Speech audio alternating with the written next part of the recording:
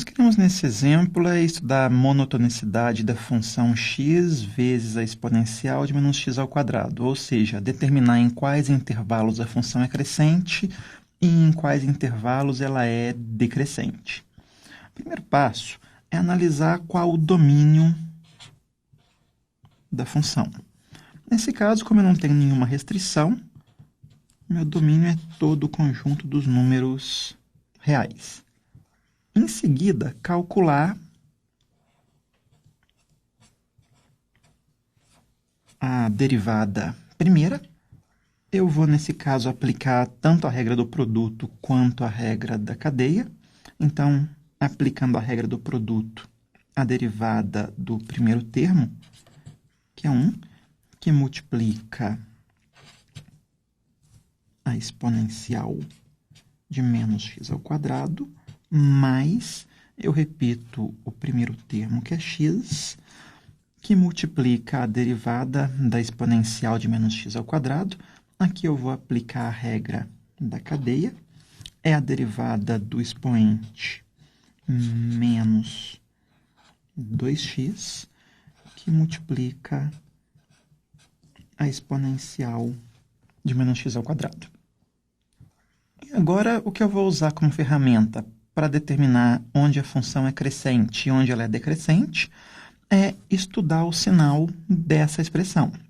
Só que eu posso, para isso, melhorar um pouquinho, colocando a exponencial em evidência.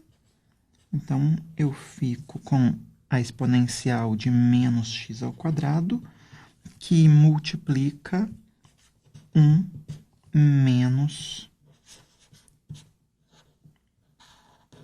2x ao quadrado. E essa é a expressão da derivada. O que eu preciso agora é estudar qual o sinal dessa minha derivada. Lembrando que aqui o domínio da derivada também é o conjunto dos reais. Para estudar o sinal de um produto, basta conhecer o sinal de cada um dos termos que estão sendo multiplicados e, a partir daí, eu consigo concluir o sinal de toda a expressão. Nesse produto, o primeiro termo é sempre positivo. Então, estudar o sinal de toda a derivada é equivalente a estudar o sinal do termo 1 menos 2x ao quadrado, uma vez que, quando esse termo é positivo, multiplicado por algo positivo continua positivo, e quando esse termo é negativo, multiplicado por algo positivo continua negativo. Então, para o estudo de sinal de f', primeiro, esse termo 1 menos 2x ao quadrado, ele se anula quando x ao quadrado é meio, que é o mesmo que dizer que x é mais ou menos raiz de meio, que é mais ou menos raiz de 2, dividido por 2. Esses são os pontos críticos de f. São os pontos em que a derivada é zero. Então, eu sei que em raiz de 2 sobre 2 e menos raiz de 2 sobre 2, a derivada se anula.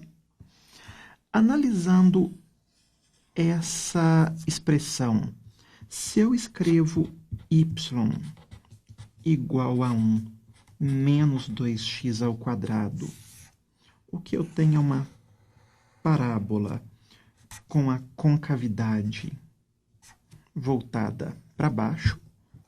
Aqui estão as duas raízes. Então, essa função é positiva entre menos raiz de 2 sobre 2 e raiz de 2 sobre 2, e negativa depois de raiz de 2 sobre 2 e antes de menos raiz de 2 sobre 2. Como esse é o estudo de sinal dessa expressão que coincide com o estudo de sinal de f' de x, a derivada ela é negativa nesse intervalo, positiva nesse intervalo e negativa nesse intervalo. Agora, a partir do estudo feito, nós sabemos que a derivada ela é positiva no intervalo menos raiz de 2 sobre 2 até raiz de 2 sobre 2. Usando o fato de que a função ela é contínua no intervalo fechado, nós concluímos que a função f ela é crescente no intervalo fechado de menos raiz de 2 sobre 2 até raiz de 2 sobre 2. E como a derivada ela é negativa nos intervalos de menos infinito